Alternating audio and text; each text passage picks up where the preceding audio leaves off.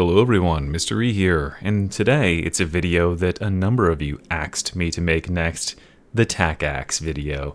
The TAC-AXE is one of those weapons that has always been in the upper echelon of power structure in this game.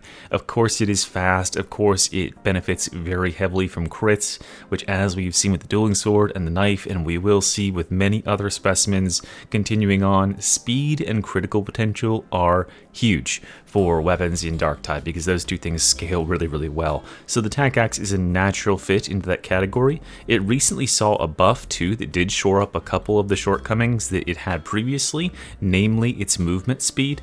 And the one thing that I sort of want to give you a precaution beforehand is that this weapon is much more akin to the dagger than any other weapon in terms of playstyle, because it is a very fast weapon, and more often than not you are going to be light attack spamming and fishing for crits. There's very little reason on this weapon to go for any fancy like weapon rotations and stuff.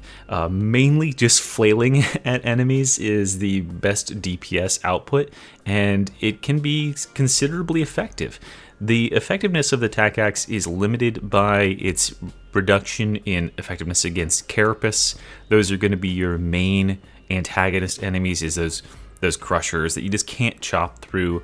But there's a number of ways that different classes can penetrate armor, and you don't need to have a monolithic weapon. I don't think that the dueling sword design is healthy for the game, where it's like, okay, this dueling sword can kill all hordes and every normal and specialist enemy in one hit, and also it kills crushers in 2 hits, right?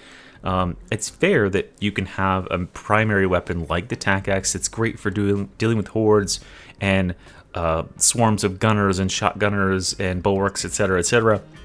But maybe you bring a secondary that's more appropriate for dealing with crushers.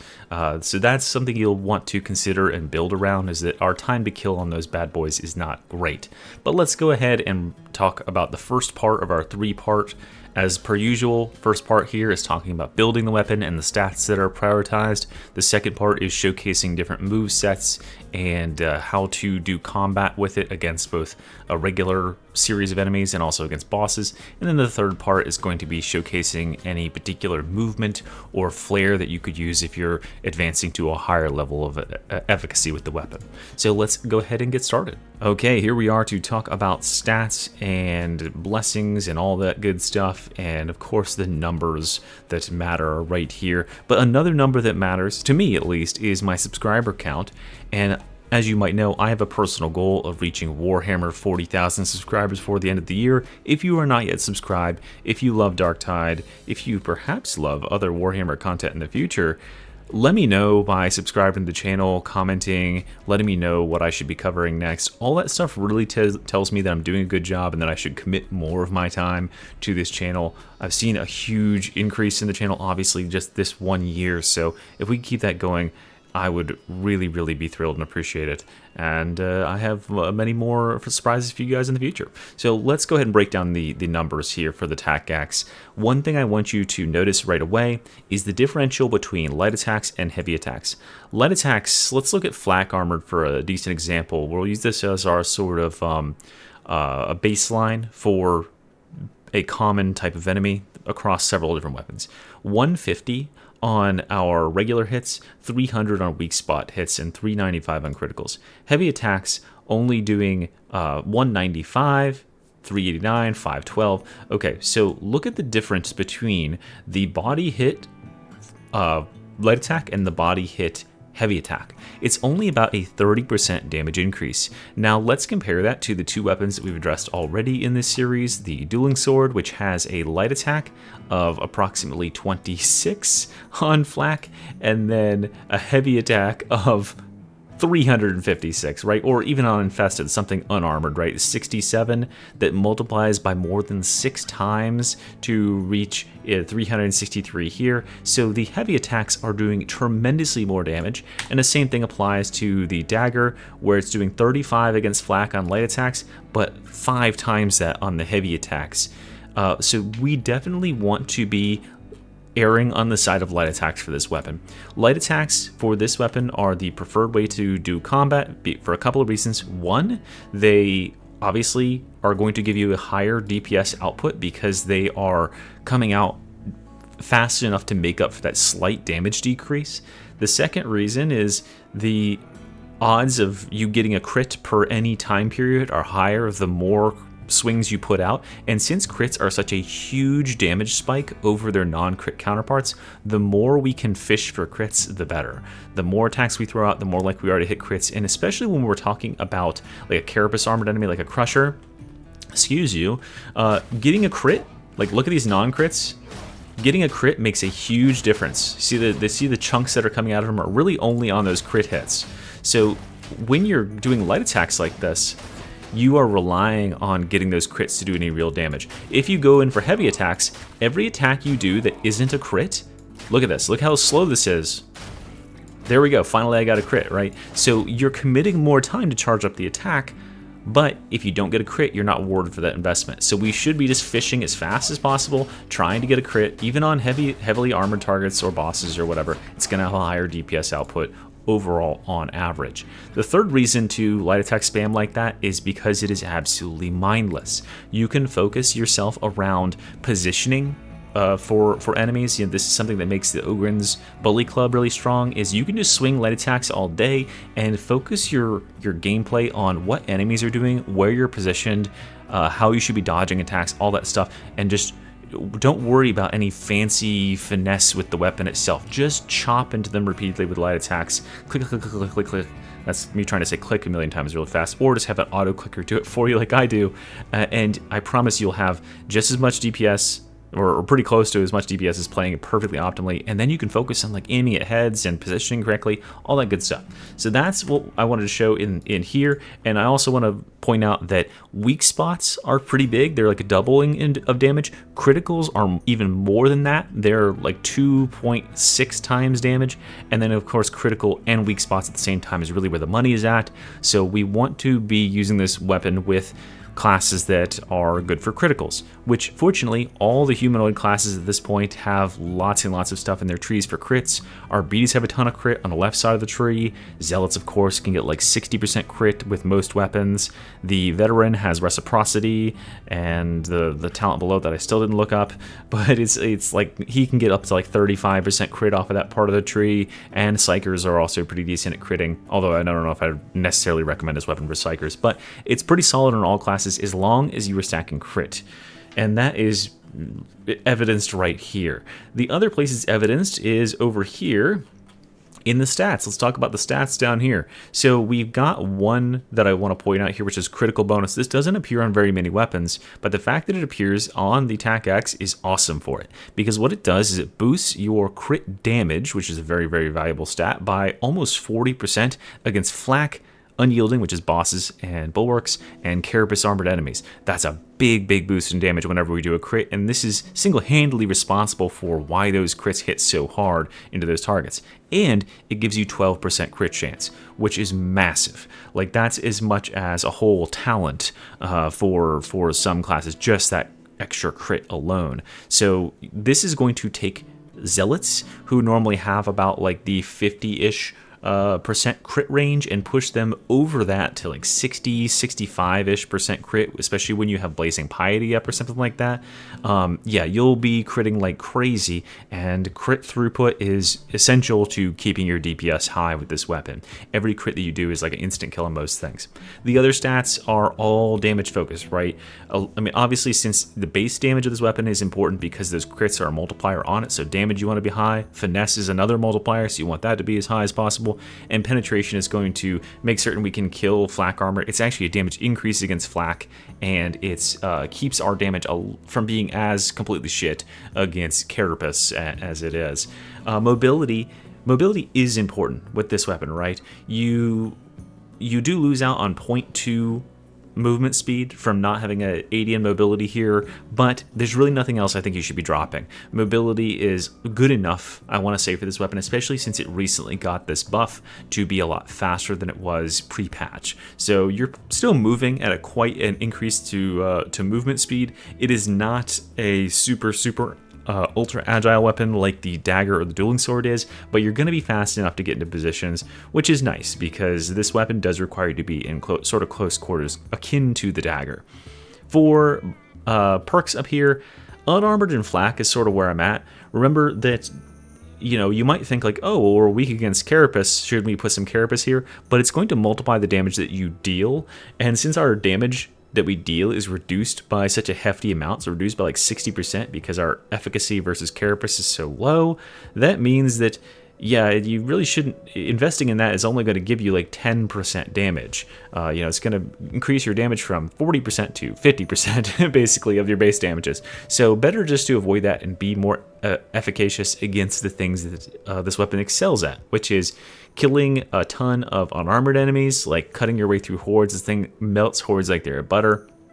And flak armored enemies, so one-shotting shotgunners and gunners and stuff like that. You could alternatively take unarmored off of here and go like unyielding if you wanted to have additional boss damage, but you know, this thing isn't like really built for that. This is more of just like a horde destroyer. And head taker, as far as blessings, the reason I have these two down here is because this is going to allow you to stack up damage, which is 25% damage all the time, basically, with Head Taker, is going to give us tons of efficacy against repeated hits on bosses and stuff anyway. So let's go ahead from there. I guess this is a great place to go over and talk about some blessings. And here we are with blessings. So we have 9 to choose from. As with the other weapons, there are some pretty solid ones in here, but there's a couple of real stinkers as well. First up, we have Shred. Shred can stack you 20% bonus crit chance on chained hit, stacking 5 times. This is a nice buff, but the downside of this buff is you are probably passing the point where crits are all that effective, right? There is a trade-off here. Yes, every crit that you do is going to increase your average damage. If your average crit chance is 100%, you're going to do 25% more chance or more damage. I don't know. It's a diminishing return, right? Is what I'm saying. You already probably have close to 60% damage or 60% crit, and this boosting you an additional 20% is going to be less efficacious than you might think because your crit is already so high. We want to increase our base damages generally and then have those crits come as they already did. Decimator is a tricky one to use. This seems good on paper, right? This could be 50% power.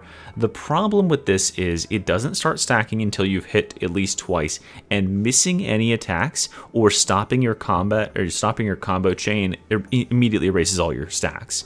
So if you whiff an attack, done. You're reset to 0, which sucks because sometimes there's a little break between enemies, or God forbid an enemy dies the second before your axe hits it to a bleed or something, and then you lose your stacks because you whiffed it in the air. So I don't recommend Decimator. It's just a little bit too clunky to play with, even though the stats look good.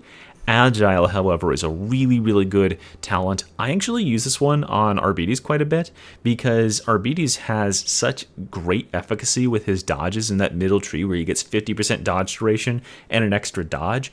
It allows you just to dodge everything forever, and because it refreshes all of your dodges every time you get a weak spot hit, and it gives you weak spot damage, which is a very, very valuable stat. It's going to lose you a little bit of damage overall, but this one is sort of a defense slash utility and allows you to just, as I said before, dodge, dodge, dodge all dang day. So definitely a good runner-up behind the things that I'm going to recommend here, but could definitely be interchanged. Slaughter Spree, I don't really recommend. It's kind of a meme, right? So plus 100% critical chance. So yeah, you'll get a guaranteed crit on your next swing if you get a weak spot critical hit kill. So you have to hit the enemy in the head and get a crit and kill them, and then your next swing is a guaranteed crit. So you could ostensibly chain this through like light enemies or something like that, but you're pretty much already doing this, right? Light attacks many times are going to kill these enemies outright on their own, and you already have probably 50 to 60% crit, so this really isn't as I said before, this really isn't a huge increase in your crits. Plus, this has 0 effect when you're dealing damage against bosses and stuff because you can't get this to activate unless you can only get it to activate one time per kill, and you have to get that kill in a very specific way. Kind of trash. Head Taker is the GOAT on this weapon. Head Taker is always a good choice on weapons. It's 25% strength. Strength is both damage and stagger power, which is pretty good. And, well, it's very good.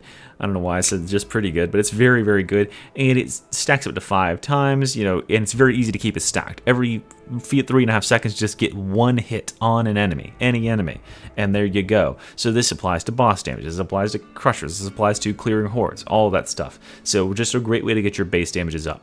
Then we have Brutal Momentum. This is you saw it earlier, this is the side piece to this other part. This is going to allow us to chop through hordes, because this weapon, being an axe, gets itself stuck on enemies pretty dang easy, right? Doesn't have a great amount of cleave for those, you know, hordes of whatever it might be right in front of you. So it's nice to be able to cleave through them and get 2 or 3 targets hit, as opposed to the 1.5 that it would normally hit.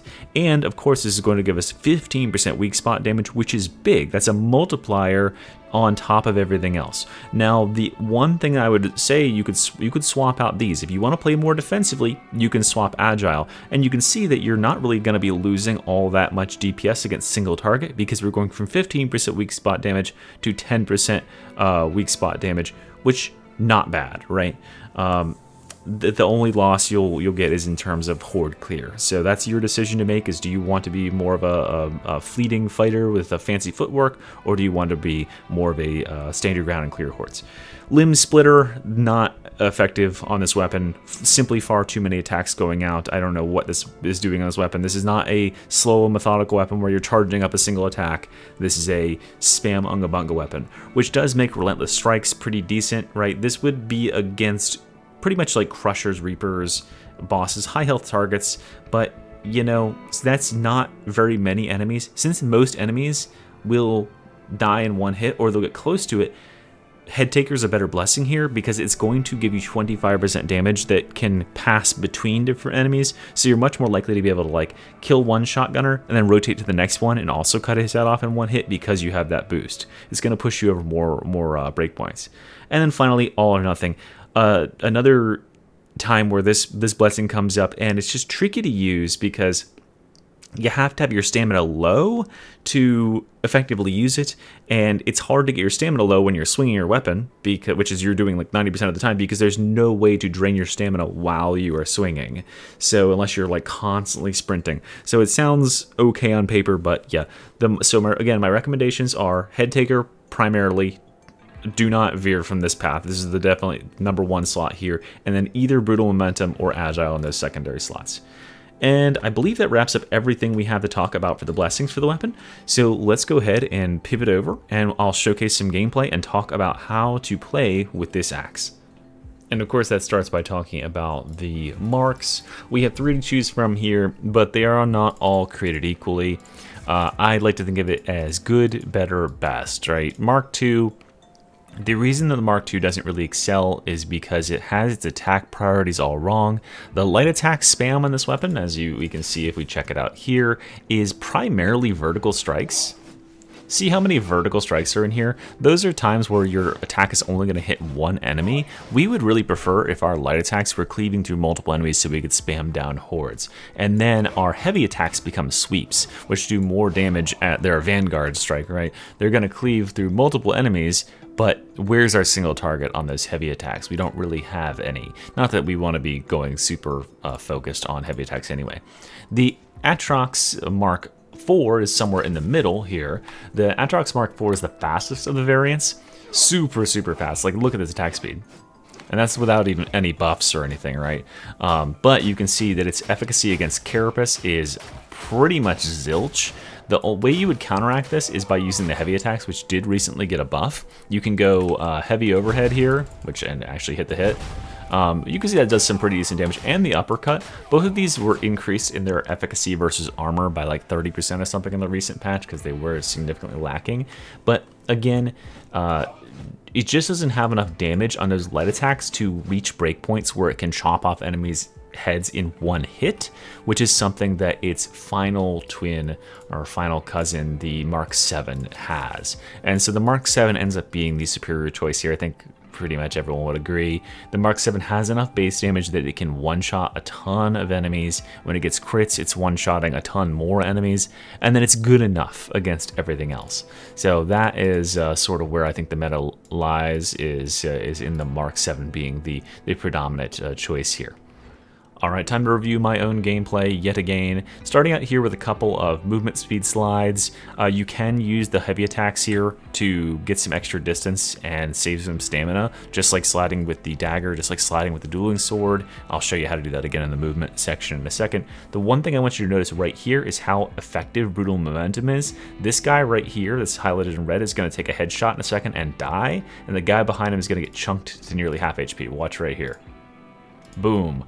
I almost killed two gunners with one hit there. So very, very nice. For Reapers, I mean, they're going down in like 1 millisecond, right? This weapon is even better at killing Reapers than like the dueling sword or the knife is, which is crazy. Chops through anything that doesn't have armor in like a second. But when you get into larger engagements, since it is a close range weapon that doesn't have very much stagger, like the knife, you need to be picking your fights tactically. You need to be saying, okay, I cannot simply stagger everything around me like I'm playing with the Bully Club or like I'm playing with, I don't know what other weapon you might be playing with, like the RBD Shock Maul or Shield or something like that, right? You have to be relying on actually dodging enemies and killing them.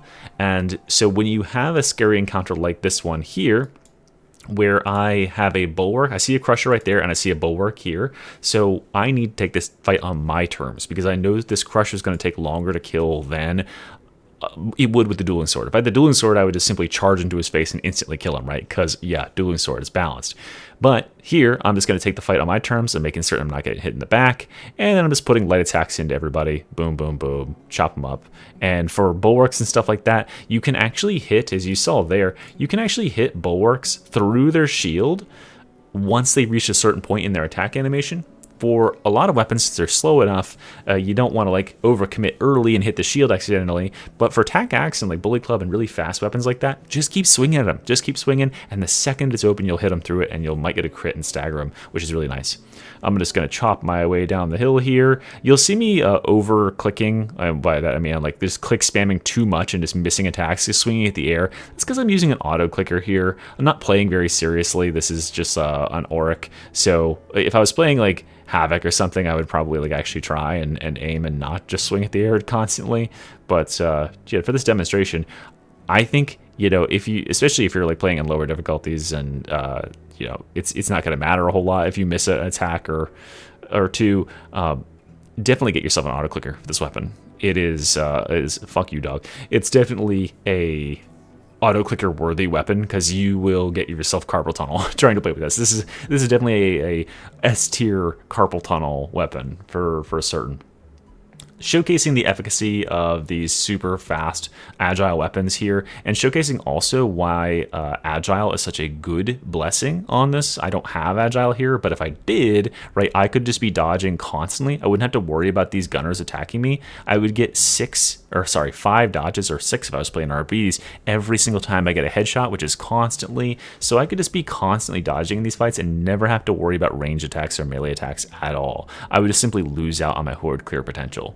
Let's go ahead and showcase how we clear a horde, by the way. One thing you'll notice here is the most effective horde clear attack for this weapon is the push stab, meaning you hold down block. Where is it? There it is. Okay, you push like this, and then you continue clicking, and you'll do a leftward sweep. I'll do it again here in a second, a bunch, in fact. You can see I'm sweeping there. And that's going to allow us, we sweep at head level left to right, and that's going to allow us to cut the heads off of a good number of enemies all at once. You can see I'm cutting this horde down. You don't see it because it's actually happening so fast, but look at the size of the horde now, after all that, like pretty much all dead compared to where it was at the start when it was like 50 enemies plus. So this weapon absolutely levels hordes, and just almost getting myself trapped there because I got hit in the back. Okay, we're going to fast forward a little bit here because I spend forever waiting for these bursters to not blow me up. Don't worry, I didn't get blown up, we're fine. Okay, and then showcasing that you can use the movement tech on this weapon to give yourself a little bit of a distance off like a ledge like this. There you go. boom, cut your fucking head off, boom, boom. And then, of course, you know, when a situation arises like this and you get hemmed in on like all sides, or things like really scary, like 3 crushers or whatever the fuck this is, and a burster who throws the game because he actually boosts me away from here, there's no shame in running, because this weapon is really good at running away. So we just go ahead and run away and we win the game. Boom, there you go. No problem with that, right? So we could have taken that stuff, but for the TAC-AXE, it's going to require a lot more kiting. It's going to require more space. You don't want to end yourself in a huge like melee combat like that. Like fighting those enemies there, I would have died if I'd actually tried to fight them, because in that tiny space I would have had to kite backwards quite a bit, and there was a demon host behind me, so I didn't want to back up and pull that too. So just better to use your movement speed, kite them out, get them into a more advantageous position, and pick off the ones that approach you first very quickly. Let's showcase how to deal with the boss with this weapon. Gonna fight a Chaos Spawn 1v1 as per usual. I don't know why the lighting looks like this in this area, just enjoy it, it looks weird. But you can notice I'm literally just spamming light attacks. Because this weapon is so crazy fast, I can punish this enemy with like 3 or 4 attacks before he gets another one out. Every time he does an overhead like that, I'm using the whole time to pummel him in the face. And every crit that I do is doing massive damage, like 500 plus damage. And of course, because I'm Zealot, I'm also stacking a bleed stack on him every time I crit too. So he's at max 16 bleed stacks the entire fight without having any bleed perks or anything on my dagger. So the Zealot's an awesome class to utilize this weapon with for that reason. Obviously not as fast as the Dueling Sword, because the Dueling Sword can drop like 15,000 damage in a single stab, but we did this fight in 30 seconds. Let's see, we started with 169, we ended with 169, so we took 0 damage doing it. Pretty dang easy. It's completely unga bunga. Just gotta know when to block and keep the enemy away from you, and just repeatedly chop them in the face. So there you go. That's simple ways to fight off bosses. Alright, so let's wrap it up by showcasing a few advanced, I say advanced, there's nothing really that advanced about this weapon. It's pretty unga bunga on the whole, but we can actually get some additional movement speed out of this weapon by using the same movement speed tech with the knife. So we can hold the weapon like this. This is done by spamming the weapon equipped key. So currently I have my weapon equipped key set to 6, yours might be 1 or whatever it is, but if you just spam it, you can hold it up for quite a while, and you can see that boosts my movement speed from 6.15 to 6.46. So I'm gaining 0.3 movement speed, which is really big, honestly. I mean, that's like what, 5% movement speed? That's pretty nice. So we definitely like that. That's one thing you can do. The more effective thing, I think, though, is to use the heavy attack and just kind of skate across the arena. As established with the knife and the dueling sword, this is just a very efficient and safe way to traverse arenas, because one, you are safe when you are sliding from range attacks, which is always awesome, especially on Havoc, but two, look at my stamina consumption while I'm doing this. It's next to 0, and in fact, if you do it like perfectly, I think you might be able to like regenerate while you're sliding. So yeah, you can just like keep this stamina up forever and ever by extending it with those slides like that. So that's your movement skills there.